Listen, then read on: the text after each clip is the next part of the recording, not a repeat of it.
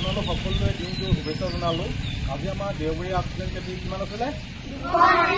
260 সপ্তাহলৈ আপোনাৰ সকলোকে পুনৰ স্বাগতম জনালো। আজি আমি গাঁৱে পথৰ কাষত এটা বকুল পুলি ৰোপণ কৰিলোঁ। আপোনালোকেও সময় সুবিধা মিলিলে দেওবাৰে গছপুলি এটা ৰোপণ কৰিব। আৰু কি ক'ম ইয়াতে কৈ আজি দিনটো শুভেচ্ছা জনালোঁ। দিনটো সকলোৱে ভাল হওক, সুন্দৰ হওক, বিশ্বজনে হওক তাৰে কামনা কৰি আজি আমি এটা বকুল পুলি ৰোপণ কৰিছোঁ পথৰ কাষত।